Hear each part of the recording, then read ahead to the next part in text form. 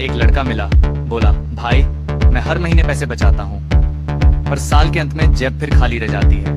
मैंने उसे बचत नहीं डर है इसी का। उसकी आंखों में फ्रस्ट्रेशन दिख रहा था।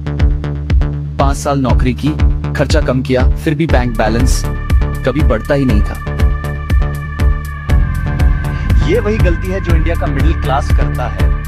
महीनों बचाता है लेकिन पैसे को कभी मल्टीप्लाई होने का मौका ही नहीं देता। सेविंग अच्छी होती है पर उसकी एक लिमिट है, क्योंकि सेविंग सिर्फ पैसा रोकती है, बढ़ाती बिल्कुल नहीं। तुम सेविंग करते रहोगे लेकिन महंगाई हर साल तुम्हारे पैसे की वैल्यू कम करती रहेगी और यही सबसे बड़ा साइलेंट लॉस है। वो saving won't make you rich, investing will। फिर भी लोग सबसे इंपॉर्टेंट हैबिट को इग्नोर करते हैं। बफेट का स्ट्रॉन्गेस्ट रूल है late money work harder than you. लेकिन यहां लोग खुद मरते हैं, पैसा आराम करता है।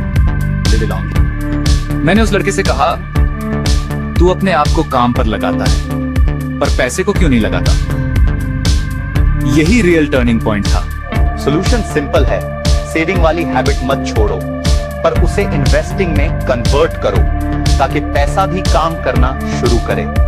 वो ऑटो एसआईपी का फायदा ये है कि निवेश हर महीने अपने आप होता रहता है।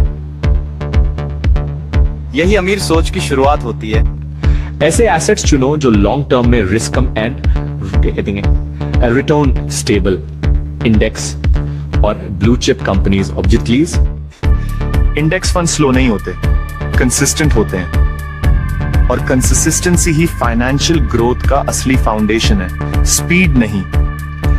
शॉर्टकट्स और क्विक मनी ट्रैप से दूर रहो। काउंटिंग को काम करने के लिए टाइम दो, यही सबसे बड़ा मैजिक है। कंपाउंडिंग पहले साल बोरिंग लगती है लेकिन 5 साल बाद वही कंपाउंडिंग तुम्हारी इनकम से भी तेज दौड़ती है।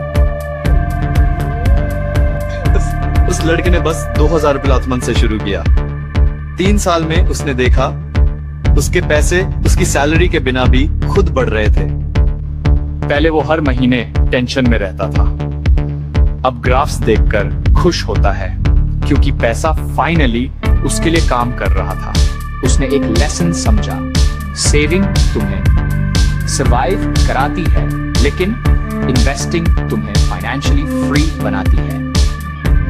रिच बनने के लिए सिर्फ इनकम बढ़ाना जरूरी नहीं, उस इनकम को सही जगह इन्वेस्ट करना जरूरी है।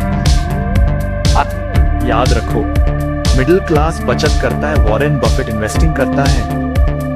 अगर पैसा आज नहीं दौड़ रहा तो कल तुम्हें दौड़ना पड़ेगा।